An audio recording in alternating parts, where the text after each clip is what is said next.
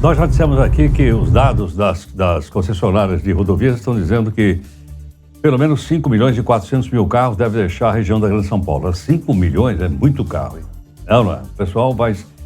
Já não tem mais estrada livre. Não, está congestionado só para o litoral. Hoje você vai para o interior, pega a Castelo, tudo parado. Pega a Raposa, tudo parado. Não é? O pessoal sai mesmo nessa possibilidade. Então, nós vamos ter um trânsito muito grande. Eu sugiro até que você, antes de sair para a viagem, dá uma olhada, entra lá no site da concessionária e vê se está congestionado. Se vai congestionado, não vai nem a pena sair. Fique em casa, espera um pouco. Né? Porque vai ficar parado lá, vai gastar gasolina, depois não tem lugar para fazer xixi lá na estrada. É um negócio desagradável. É uma coisa desagradável. Então, essa é uma sugestão. E aí? Que cuidado eu tenho que tomar? Bom, não sei. Tenho que andar com farol baixo, farol alto? Nós estamos aqui com Hélio da Fonseca Cardoso, que é perito judicial, especialista em veículos automotores. Hélio, muito obrigado por atender aqui a Nova Brasil. Bom dia, eu é que agradeço, Eduardo. Um grande abraço. Hélio, obrigado. Primeiro passo, e aí? A gente acende farol, não acende farol, farol baixo, farol alto, como é que fica?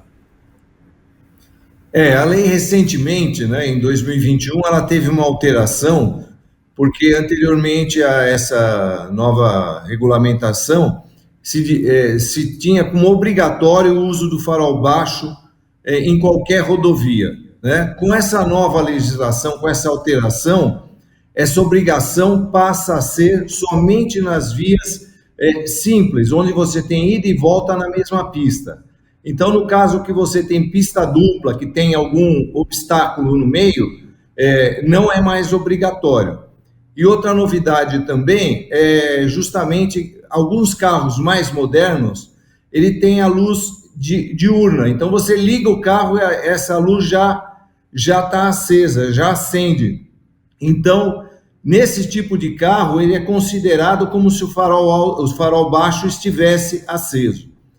É óbvio que é meio confuso. Você está viajando e vai pegar vários tipos de rodovia. Você sai de uma e entra em outra. Então, é recomendado, aí é recomendação minha, que você, ao pegar uma estrada, ande sempre com o farol baixo aceso durante o dia, né? Essa legislação vale durante o dia, até porque durante a noite já é obrigatório a você usar o farol aceso, o farol baixo aceso. Tá? Hélio, então sua recomendação é o seguinte, mesmo que tenha mudado a legislação, é melhor andar com o farol baixo, é mais seguro, é isso? Sem dúvida, porque você passa de uma rodovia para outra, e aí precisa ou não precisa. Na dúvida, você vai com ele sempre aceso para evitar essa multa que você pode receber. Por exemplo, se eu saio de São Paulo e vou até o Guarujá, por exemplo, na Anchieta Imigrantes, eu não preciso usar farol baixo. É isso? Não precisa. Aí chega lá embaixo, na Piaçaguera, Guarujá, eu tenho que usar o farol baixo.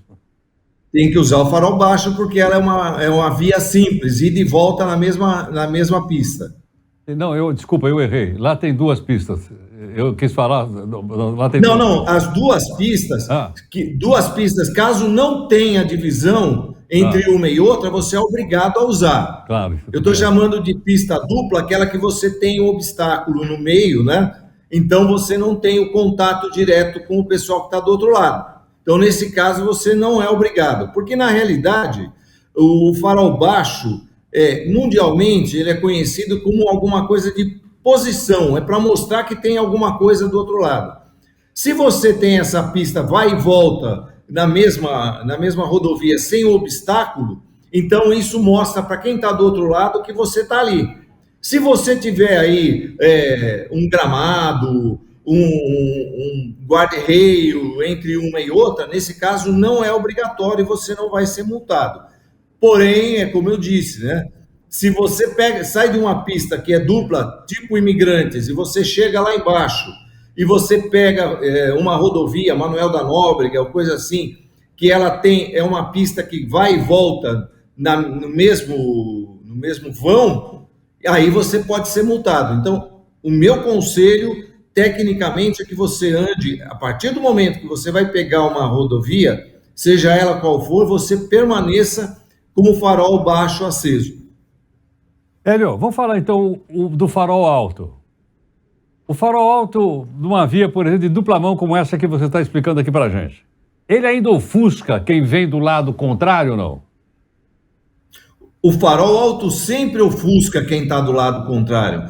Farol alto deve ser usado com moderação quando você não tem veículos à sua frente e nem no sentido contrário, para evitar de estar ofuscando tanto o veículo que está à tua frente, como aquele que vem no sentido contrário. Então, o farol alto tem que ser utilizado na hora certa, quando você precisa de uma visualização mais longa, onde você tenha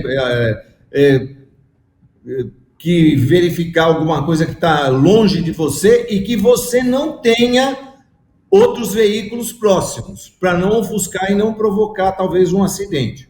Claro, entendi. Entendi. Agora, Hélio, do passado, me lembro até que alguns faróis foram proibidos, que eram muito fortes. Eles eram os faróis brancos, não sei se está lembrado, vendidos aí no comércio paralelo. E as pessoas trocavam porque achavam assim, meu carro vai ficar mais iluminado. Mas quando você passava por ele, você perdia completamente a noção de onde você estava. Tal a força da luz contra os seus olhos. Sim, esse tipo de iluminação é proibida. Se ela não for original de fábrica, for substituída pelo proprietário do veículo, sem utilizar nada de regra, ela é proibida, continua sendo proibida. Ela dá a falsa impressão que você vai enxergar melhor, mas na realidade o que você vai fazer simplesmente é prejudicar quem está na tua frente ou no sentido contrário. É uma falsa ilusão. Então, esse tipo de lâmpada ainda é proibido, é passível de multa quando isso ocorrer, e até apreensão do veículo em alguns casos. Hélio, eu vou pegar minha Kombi para ir viajar lá para o litoral. Se tiver queimado uma lanterna traseira, o que eu faço? Olha, o ideal é que você troque isso, mas se ocorrer no caminho, existe a possibilidade de você ser multado por isso. É o que está escrito no Código de Trânsito, né? Então, se você tiver uma lâmpada do seu carro que não está funcionando, isso pode ocorrer no trajeto, né? Não é uma coisa que já existia, pode ocorrer no trajeto, é passível de multa porque está no Código de Trânsito brasileiro. Quer dizer, então, se tiver com a lanterna traseira queimada, a polícia rodoviária pode parar a pessoa, é isso? Pode parar e pode aplicar multa. Uau. É bom olhar, então, direitinho antes de sair para a estrada. Bom, a gente tem uma ideia, você que é o especialista no assunto, a importância que tem todas essas práticas, né, para a pessoa ir em segurança e voltar para sua casa em segurança. Não é isso, Hélio? Exatamente. Então, o ideal, antes de pegar a estrada, é que você faça uma verificação, até porque as lâmpadas do veículo são passíveis de você fazer uma inspeção e verificar o que está acontecendo. Então, antes de pegar a estrada, lógico que nós temos outros itens de segurança que devem ser verificados, mas são mais complexos e depende da verificação de um mecânico ou de um eletricista. Pelo menos isso, se faça uma verificação geral do estado de lâmpadas, em geral no veículo, para que não seja pego de surpresa. Não só para não tomar multa, mas porque as lâmpadas, na realidade, as luzes que você tem no veículo, elas te dão a segurança para que você visualize, no caso dos faróis, visualize a pista não só à noite, mas em caso de neblina ou coisa assim, e que os outros veículos que estão à tua frente ou ao lado verifiquem que você está ali. Se você tiver uma lâmpada queimada, se você tiver um problema na luz de freio, por exemplo, e você tiver uma frenagem, o veículo que vai imediatamente atrás de você, ele não percebe que você está freando. Então, nesse caso, pode ocorrer um choque. O ideal é que se faça uma verificação geral de todas as lâmpadas do veículo antes de pegar uma estrada para viajar. Hélio, não abusando da sua paciência. E o pisca-alerta? Quando é que pode acender aquele pisca-alerta? O pisca-alerta só pode ser ligado em duas situações. Quando você tem uma situação de emergência, que o veículo parou, por exemplo, numa neblina ou coisa assim, ou quando você está com o carro parado em algum lugar. Por exemplo, quando você tem um problema numa estrada e para no acostamento, você liga, além de você sinalizar com um triângulo e coisa assim, você liga o pisca-alerta para mostrar que você está parado. Então, somente nessas duas situações, qualquer outro tipo de utilização não é permitida. Perfeito. E às vezes a gente vê o pessoal aí, né? Não sei se para chamar a atenção, dirigindo a uma velocidade razoável, tudo livre e com o tal do pisca-alerta, né? Aceso como dizendo, ó, olha eu aqui, ó, né? Sai da frente que eu quero passar. Infelizmente, não se conhece a fundo o que a legislação fala, apesar de que quando você vai ser habilitado, você passa por um treinamento e você conhece tudo isso. Algumas vezes as pessoas esquecem, outras vezes sequer aprendem como deve ser feito. Mas tudo isso está ligado, são regras internacionais que estão ligadas à segurança do próprio veículo, das pessoas que estão em volta e de maneira geral, né? Eles tratam da segurança. A iluminação dos veículos é somente para a segurança de todo mundo que vai se utilizar da via e do veículo. Hélio, muito obrigado por sua gentileza, por atender aqui a Nova Brasil.